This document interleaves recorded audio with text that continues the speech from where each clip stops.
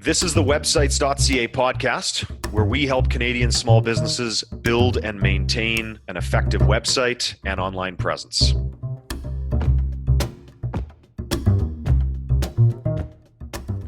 Hello, everybody. Sean Corbett here again, websites.ca marketing. We have most of our audience's favorite topic today, SEO, and we're joined by a repeated guest for us, Jacob Kettner. And Jacob, I understand that you're putting together a course for business owners and maybe even sort of like marketers working within the business, how to do some comprehensive SEO. Is that right?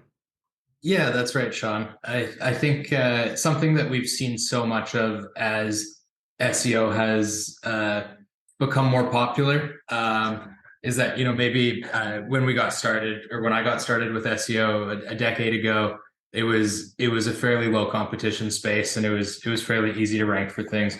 And now, being more competitive in some of the major areas, sometimes that sticker price to work with an agency to play the SEO game is prohibitively expensive for some newer, smaller businesses.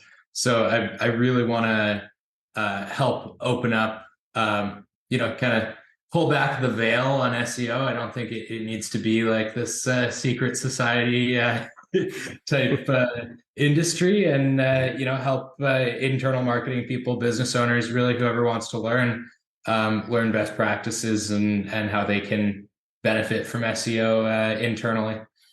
Perfect. So everybody listening, if you're ready to do better on Google, then this is going to be the podcast episode for you. So I'll jump right into it, Jacob.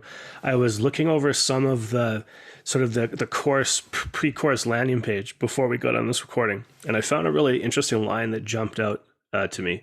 So the line was, the majority of SEO is about content structure and digital PR. Could you just expand a little bit on that statement for our audience? Yeah, for sure. So, I mean, the concept of SEO is very simple. Google wants to display the best results that give their users the best answers that they're looking for at the top, so that people continue to use Google and get results they're looking for, and click on their ads and make the money. So our job is really just to understand what factors Google's looking at to assess quality or relevance.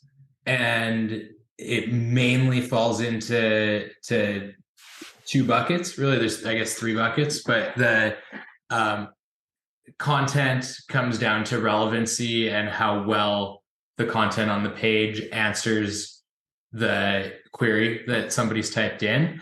And not just the query, but also what their next query might be. Like, it's, for example, if you were searching for like real estate prices in Vancouver, maybe the next thing you're going to search is schools in Vancouver or weather in Vancouver.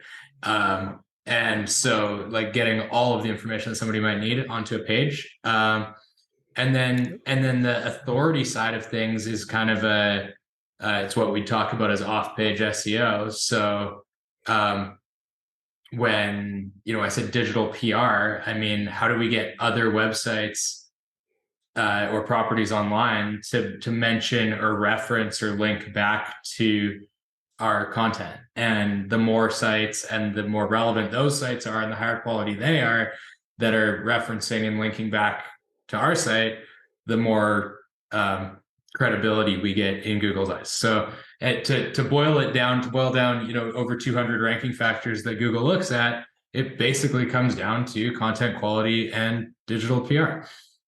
Yeah, I think people hear the words Google ranking factor, they start picturing maybe tech wizardry and programming and all this kind of stuff.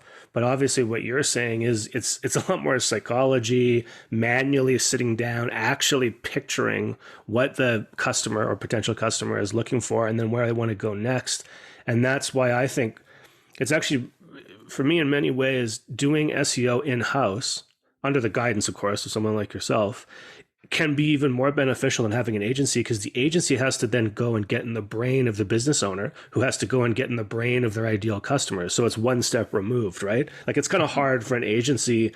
That first stage is digging into that, not doing technical programming, wizardry type stuff. Right. And I mean, there is a technical component, but it's a lot. It's easier. It's more complicated, but like for a developer, it's easier because it's quite black and white. It's sites they need to load in a certain, like in under a second, ideally. They need to be mobile responsive. They need to be secure. There's all these technical things that, like, yes, they need to be done. But it's almost the easy part because it's Yeah. objective, right? Again, no psychology involved with that. No personal knowledge in the industry, in the niche industries involved in that. They just have to know what they have to do. Don't even have to really know much about the customer or the target. Yeah. Yeah. Okay, cool. Well, so with that out of the way, I guess, we don't want you to give away the whole thing here, right? Mostly we're just looking for an overview. But when we're talking about the course that you're going to put on, what are the main issues that you'll be covering? And why do you think small businesses struggle with them in the first place? Yeah. So I think I have two answers for you here. One of them is, and it doesn't sound super exciting or sexy, but it's understanding keywords and search intent and competition, because when businesses come in to work with First Rank on the agency side, oftentimes they come in with a very broad, what we call a broad keyword target. They'd say, okay, I'm a pooper scooper. I clean up dog poop around your house, so I want to rank for dog poop cleanup. And like, it's not that doesn't make sense, but oftentimes, and I chose a very low competition example, so maybe that's an easy thing to go after. I was trying to be silly, but we could be a lot more specific, right? We could get down to what types of dogs they clean up poop after, what neighborhoods they work in, are they inexpensive option or a premium option, or what are people looking for? Does somebody specifically want? Do they want a male pooper scooper or a female pooper scooper?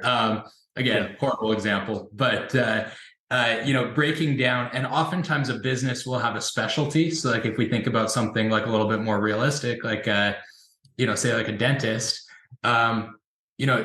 ranking at the top of Google for like dentist in a city, say Calgary, sure, it'll drive lots of business, but it's going to be very competitive, and you're going to be competing against people hiring agencies with high budgets.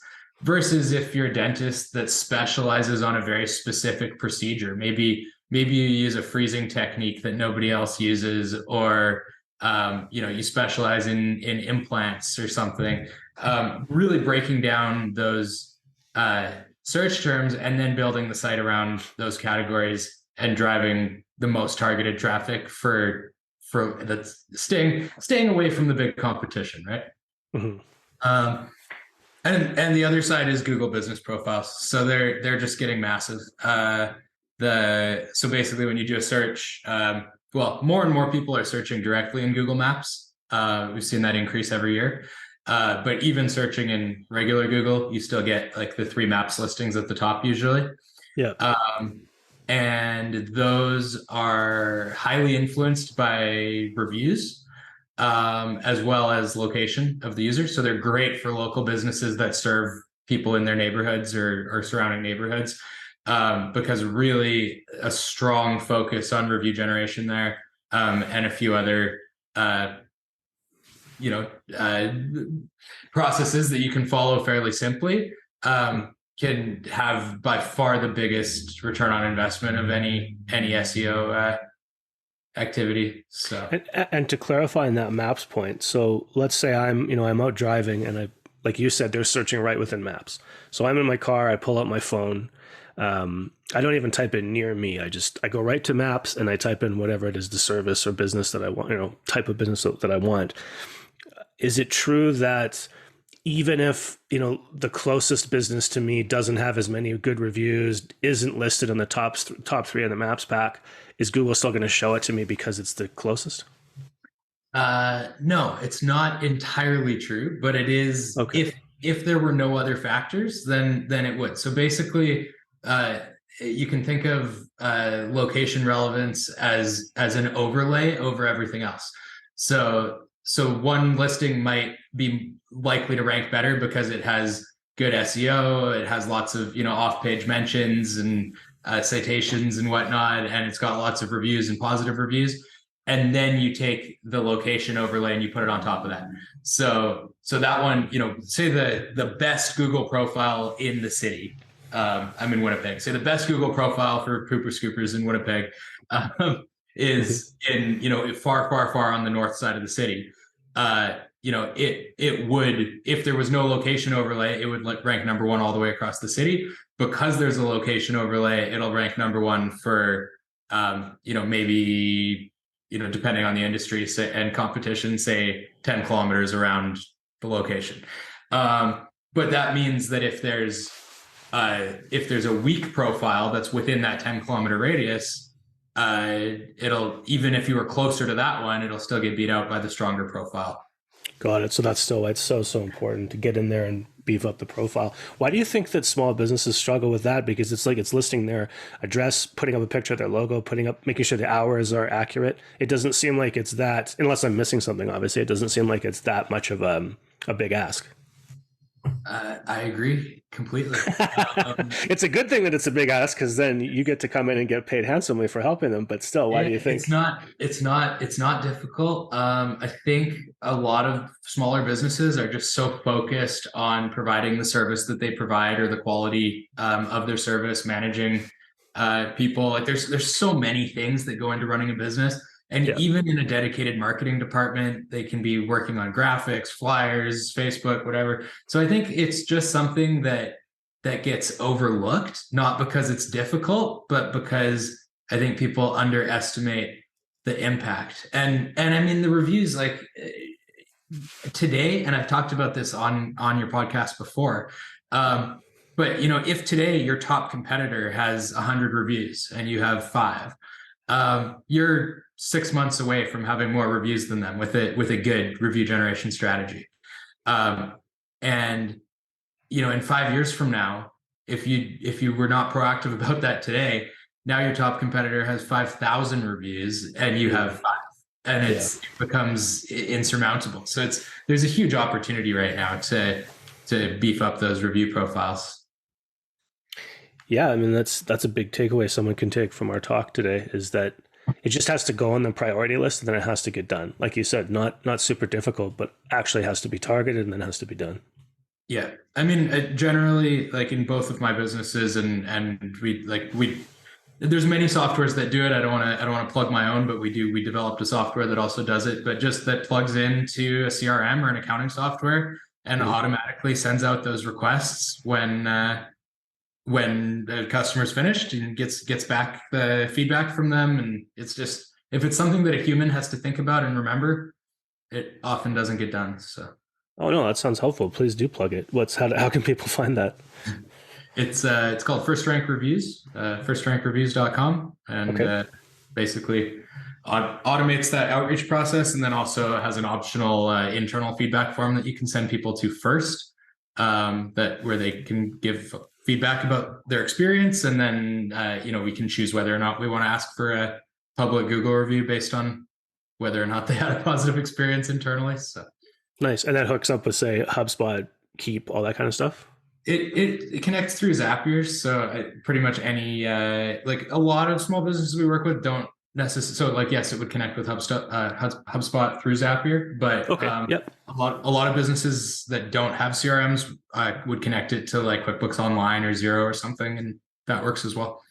Okay, awesome. Yeah. So, and then for people who don't know, obviously, just listing Zapier is something you should just Google, Zapier. It's a way to connect disparate software. Is very, very handy. And in many cases, for basic connections, it's free. So that's something we want to put on your radar as well. Glad you brought that up. So I didn't mean to derail you, Jacob. We were talking about some of the main issues, and we were settling on, the business profile and stuff like that. Are there other big issues covered in the course that we haven't spoken about yet today? Those are some big ones. We do talk a bit about just website security. I think that oftentimes businesses don't realize that they're like, why would anybody want to hack our website? There's no sensitive information there. They can't get any money for it. Like why would you hack a local roofer's website?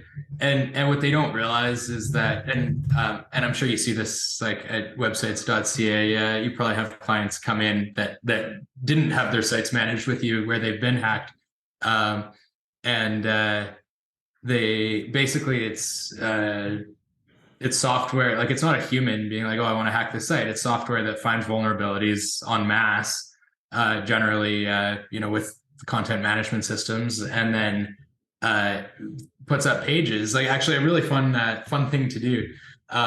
If you want to find hacked sites in your city, it's not that much fun. But if you go to Google and you search like Cialis city name, like right, yeah. Calgary, Vancouver, Victoria, Winnipeg, whatever. Generally, like, at least half of the listings on the first page are going to be like local businesses to that city. It's going to be like a local roofer, a dentist, like, that don't even know that their site's been hacked. But and then they just spam it with Cialis links, or they actually redirect the entire website. No, they build like these hidden pages on it, and they're usually pretty advanced, so that, like, if depending on how you access them, you see different things. Google sees these like spun content and whatnot. And anyway, it's generally part of a black hat SEO ploy for them to rank for some kind of drug or something. So it's fairly easy to secure sites. I know that websites.ca has great hosting and security, but it's something that we definitely talk about, is how to make sure that doesn't happen, because it's not only, even after it's cleaned up, there's a lot of SEO cleanup left over afterward from spammy links that were built to pages and whatnot. So that's interesting you bring that up, because just this week alone, I think 2 DDoS attacks on us, and I hadn't seen that for a while. So yeah, it's definitely out there. Okay, cool. No, that's a good overview to have then. So to wrap it up, I always ask, anytime we have an SEO professional, I always ask you, what's one fairly new tactic that's getting really good results right now that maybe people weren't thinking about 6 months to a year ago? It's a good question. I know I sort of put you on the spot there. Yeah. Yeah, no, I'm trying to think, because it's like, again, I've been in SEO for about 10 years, and it's shifted so much from being tactic based, where it was, okay, well, what's working this month and how can we trick Google, into really being more about how can we build a high quality site that's going to be great for users, and Google's going to recognize that and rank us high. I think probably the biggest thing that's happening right now is related to, so there's about a year and a half, 2 years ago, Google started pushing EAT. So it stands for expertise, authority, trustworthiness. And this was kind of to prevent a lot of these affiliate sites that would be like, promoting like health tips or drugs without having any experience in that space. So they're looking a lot more for like authors on blog posts, and then having those authors have author bio pages, and then having like, the LinkedIn profile of that person actually have some credibility and link to the website. And they just added another E, I think in December, for experience. So now it's EEAT. And I believe that this is really to combat AI generated content, because with ChatGPT and like all the AI craze right now, it's impossible for an AI to write content that it has experience in. So I think it plays into the same thing, but it's gonna be more and more about showing that the author of a page has the credibility to be writing that page. That would probably be a big focus for 2023. Would that be sort of signals from other places, like say getting interviewed by a trusted source 2 years ago on the same topic? How would they measure? How would you build a paper trail or a digital crumbs of that experience? Yeah, no, it is that, and partly we can you can highlight it to Google in schema, which is like go on the back of the website. So even when this podcast goes live, I might add schema to my bio page that says I've been a interviewed on the websites.ca podcast, or I've spoken at an industry conference, or so it's, if there's not stuff like that, we'll often go back to even education or prior work. Like if you're a dentist, where did you go to school?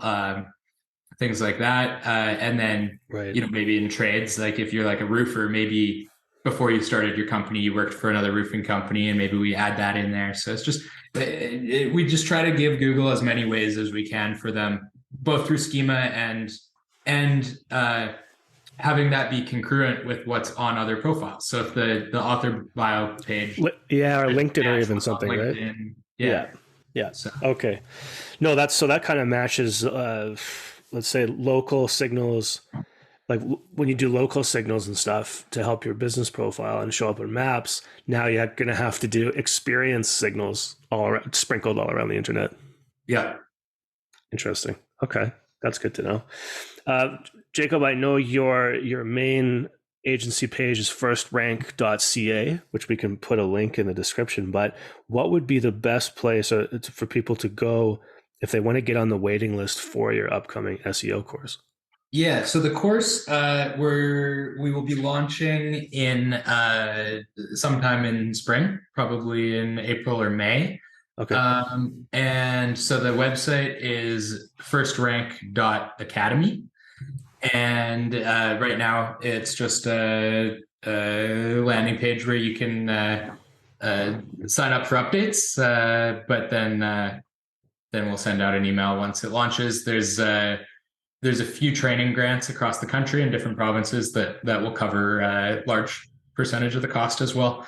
But last time we ran this, the training grant, at least the one in Manitoba, filled up in like 48 hours from the time it opened, and a lot of people missed it. So it would be a great idea to put your name on the list, and then we can send out an email as soon as that opens if it's something that some businesses might be interested in applying for to cover the cost of the course. Yeah, that'd be great. Well, we're going to put this episode out before the end of January. So folks who are listening, you have advance notice now. I would get in now, like Jacob said, and then he can keep you updated what's going on and stay in touch and all things like that. So last word goes to you. Is there anything you want to sort of put a fine point on for SEO starting in 2023 here? You know what? I just say it's probably it's a great time to start. When was the best time to plant a tree? 20 years ago was the second best time, is today. So I think it can feel insurmountable, like there's so much established competition and it's just not going to be part of a marketing strategy. But it's amazing how time flies by, and if you get the right building blocks in place today, it's going to pay off in spades in the future. Lovely. Jacob, thanks so much for being on here today. Well, thanks for having me back, Sean. I really appreciate it. If you're not satisfied with your current website or the service you get from your provider, you can switch to websites.ca for free and get a great support team behind you. Just visit websites.ca or email Ryan directly at ryan@websites.ca. Thanks for listening, guys. Catch you next time.